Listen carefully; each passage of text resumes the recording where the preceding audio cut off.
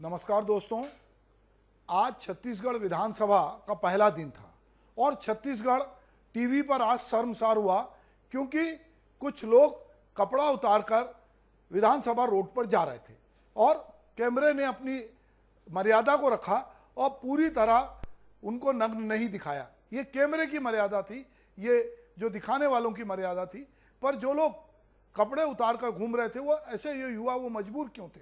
कहावत है कि नंगे से खुदा डरता है, पर क्या नंगों से नेता सत्ता भी डरती है।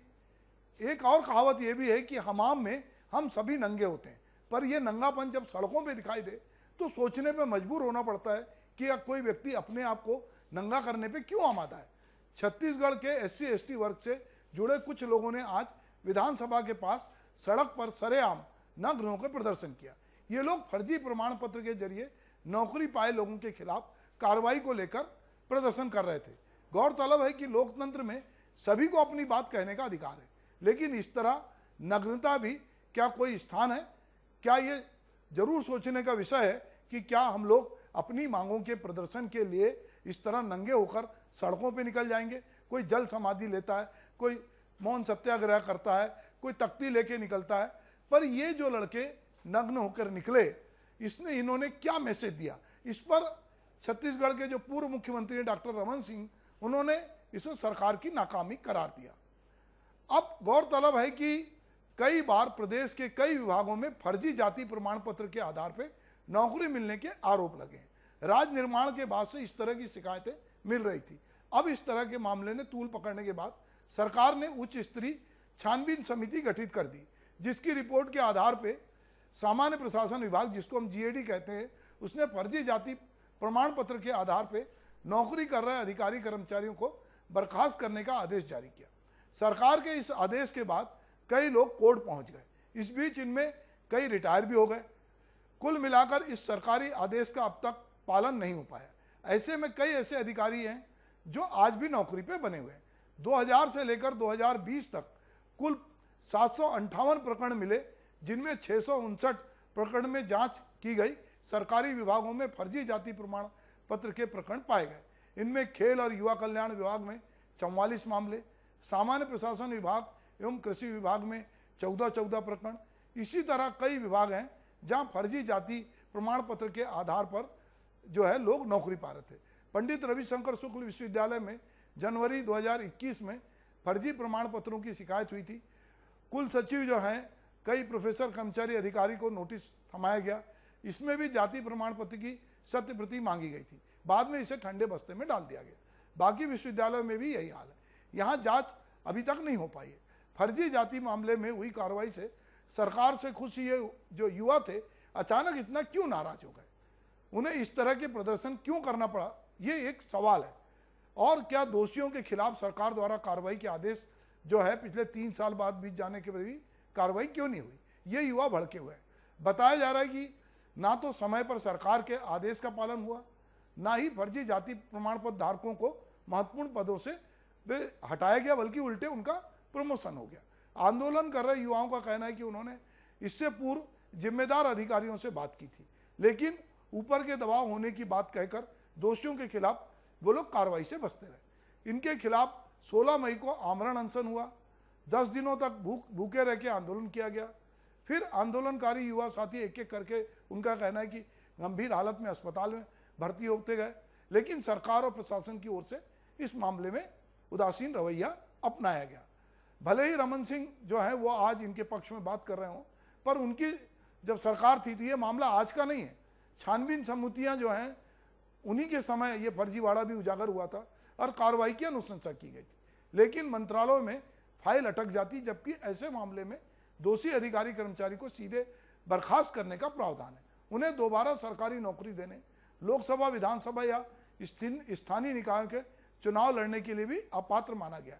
उनके खिलाफ पुलिस में FIR करने के निर्देश भी हैं, लेकिन तब भी कार्रवाई से प्रशासन बचता रहा। ऐसे में जो ये पूरा मामला है कि अगर हम नैतिक नज़रों से अगर देखते हैं कि तो ये छोटा मामला लगा नजर आ रहा है। डॉक्टर रमन सिंह उनके पक्ष में आज बयान दे रहे हैं, पर बहुत सारे अधिकारी कर्मचारी जिनके खिलाफ ये पूरा मामला है जाति का, वो नौकरी करते नजर आए। कुछ तो नौकरी से गए भी और कुछ अभी भी बने हुए हैं। अब सवाल यह है कि इस पूरे मामले में जो सियासी घटनाक्रम की बजाय गंभीर अपराध के नजरिए से देखने की जरूरत है। जहां तक नग्न प्रदर्शन की बात है तो देश में इससे पहले तमिलनाडु के किसानों ने दिल्ली में राष्ट्रपति भवन के सामने नग्न प्रदर्शन किया था। 2004 में मणिपुर में महिलाओं ने नग्न होकर सेना के खिलाफ प्रदर्शन किया। इसके अलावा विदेशों में नग्न प्रदर्शन कई मामले में सामने आ चुके। देखने वाली बात है कि छत्तीसगढ़ में इस प्रदर्शन के बाद फर्जी जातिगत जो प्रमाण पत्र है उस मामले में क्या होता है। अब यहाँ पर थोड़ी सी बात इससे हटकर, ये जो लड़के फर्जी जाति प्रमाण पत्र के मामले में विधानसभा जा रहे थे, अब बात यह है कि जाति प्रमाण पत्र के लिए एक छानबीन समिति बनी है। उस छानबीन समिति जो कि एक न्यायिक अर्ध न्यायिक समिति है, उसके सामने बहुत सारे दस्तावेज प्रस्तुत होते हैं। उन दस्तावेजों के का परीक्षण होता है और परीक्षण में जब कोई दोषी पाया जाता है वो हाई कोर्ट चला जाता है, कोर्ट चला जाता है। अब ये पूरी न्यायालयीन प्रक्रिया है। अगर ये लोग जिनने भी इनको मिसगाइड किया या ये नग्न होकर जा रहे थे, क्या अगर ये विधानसभा चले जाते तो क्या मुख्यमंत्री या कोई भी मंत्री इनको नौकरी से निकाल सकता है? जिनके फर्जी जाति प्रमाण पत्र कतई नहीं निकाल सकता, क्योंकि ये एक प्रक्रिया है और इस प्रक्रिया में जो दोषी पाए गए उन पर कार्रवाई मंत्रालय से होनी थी और जो जिनके प्रकरण चल रहे हैं वो न्यायालय से जो है कई रिटायर भी हो गए। तो न्यायालय ये बताएगा कि वाकई में ये फर्जी जाति प्रमाण पत्र इनको मिला कहाँ से। ये पहले क्या मध्य प्रदेश और छत्तीसगढ़ अलग होने के पहले क्या ये जो जातियाँ हैं ये क्या अनुसूचित जाति जनजाति में थी या यहाँ से उनका नाम भी विलुप्त हो गया? क्योंकि सरकार जब ये सूची जारी करती है तो उसमें कभी कभी मात्रागत त्रुटि भी होती है, कई बार कुछ जातियाँ भी जुड़ती हैं। तो ये पूरा मामला अगर हम देखते हैं इसको, इसकी बारीकियों को समझें तो ये मामला विधानसभा जाने का तो कतई नहीं था और नग्न होके जाने का तो नहीं था। ये मामला दरअसल जो कुछ छानबीन समिति है उसके द्वारा जितनी जांच की गई और जो लोग दोषी पाए गए उनके खिलाफ कार्रवाई और जो बाकी बचे हैं उनके प्रमाण पत्रों की जांच है। अब हम जब इस मामले की तहकीकात करते हैं तो ये देखने में आया कि बहुत सारे लोग सालों साल न्यायालय में चले जाते हैं। न्यायालय में भी हम देखते हैं कि बहुत सारे मामले हैं, चूंकि वहाँ लाखों लाख मामले पेंडिंग रहते हैं तो इनकी पेशी कब आएगी? क्योंकि ये व्यक्तिगत मामला है तो जिसका व्यक्तिगत हित जुड़ा होता है वो चाहता है कि उसकी पेशी आगे बढ़ जाए। बहुत बार वो अपनी फाइल भी दबवा देता है। तो इसमें एक पूरा तंत्र इन्वॉल्व है और इसमें कोई ये सरकार या वो सरकार नहीं है। ये मामला जब से मध्य प्रदेश से छत्तीसगढ़ अलग हुआ है 2000 से, तब से ये मामला लगातार चल रहा है। छानबीन समिति के सामने प्रस्तुत होना, प्रमाण पत्र देना, उसकी जांच होना, दोषी पाए जाने पे आप कोर्ट में चले जाना, कोर्ट से स्टे ले लेना, ये बहुत सारी प्रक्रिया है। पर ये जो लड़के नग्न हुए, ये अगर ये लड़के नौकरी के मामले में नग्न होते कि भाई इनको नौकरी नहीं मिल रही है, ये आरक्षण मुद्दे पर पूरा प्रदेश गरमाया हुआ था कि प्रदेश में जब आरक्षण व्यवस्था रुक गई थी तब पूरे देश में प्रदेश में आंदोलन हो रहा था। तो ये लड़के किसकी नौकरी है, क्या वो नौकरी से हट जाएंगे जो फर्जी जाति प्रमाण पत्र लेके गए हैं? तो क्या इनको नौकरी मिलने वाली थी? सीधे सीधे ये उससे लाभान्वित होने वाले नहीं थे। तो ऐसा क्या मामला हुआ कि इन लड़कों को, युवाओं को नंगा होना पड़ा और नंगे होकर इन्होंने ये प्रदर्शन किया? कहने को बहुत सारी बात हो सकती है, पर यह शर्म की बात है कि हम नंगे हो रहे हैं और हमको ये भी नहीं पता है कि ये हमारी नग्नता जो है ये क्या वाकई में जिस सदन के लिए हम जा रहे हैं, जिसके सामने हम नंगा होकर प्रदर्शन कर रहे हैं, क्या ये उस पर कार्रवाई कर सकता है? ये बात पता नहीं जिन लोगों ने इस आंदोलन में जो इसके सूत्रधार हैं या जिन्होंने इनसे बात की हो, कहीं ना कहीं ये मिसगाइडेड पूरा मामला लगता है कि ये मामला ना तो सदन से निपटना है, क्योंकि ये अर्ध न्यायिक मामला है, पूरी जांच समिति है और उसके बाद कोर्ट में ये मामला चल रहा है। पर चूंकि आज छत्तीसगढ़ खबरों में है, बहुत सारे लोगों ने सड़क पर नंगे होकर प्रदर्शन किया है।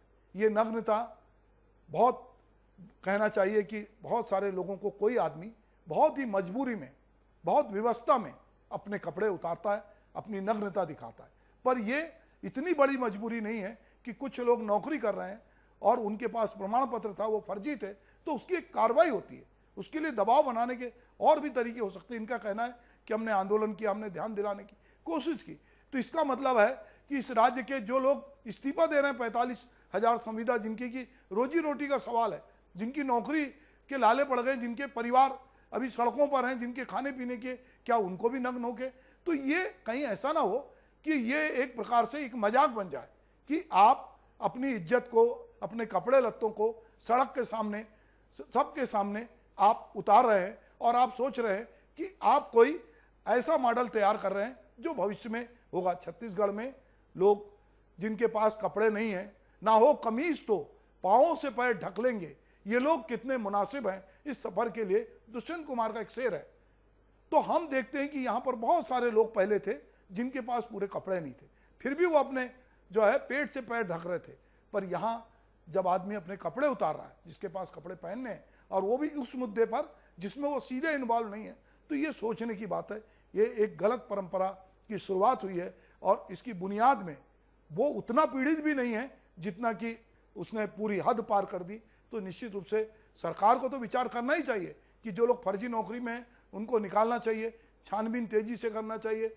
मंत्रालय की जो वर्किंग है इसमें बहुत सारे लोगों के प्रकरण दबे रहते हैं। सालों साल जो लाल फीताशाही है वो खत्म नहीं होती, लोग साल दर साल घूमते रहते हैं जाति प्रमाण पत्र के लिए। चाहे हम सिटीजन चार्टर की बात करें, चाहे हम सूचना के अधिकार की बात करें, बहुत सारे ऐसे मामले जो लाल फीताशाही के शिकार होते हैं। पर इसका ये तो मतलब नहीं है कि जिनकी फाइलें मंत्रालय में रुकी हैं, जिनके मामले में फैसले नहीं हो रहे, जो विलंब हो रहा है, तो लोग अपने अपने कपड़े उतार कर, जो भलाई हमाम में सब नंगे हों, पर अगर सड़कों पे नंगे होंगे तो ये बहुत अराजक स्थिति होगी। और इससे सरकार को भी बचना चाहिए और आंदोलनकारियों को भी इससे बचने की जरूरत है। नमस्कार।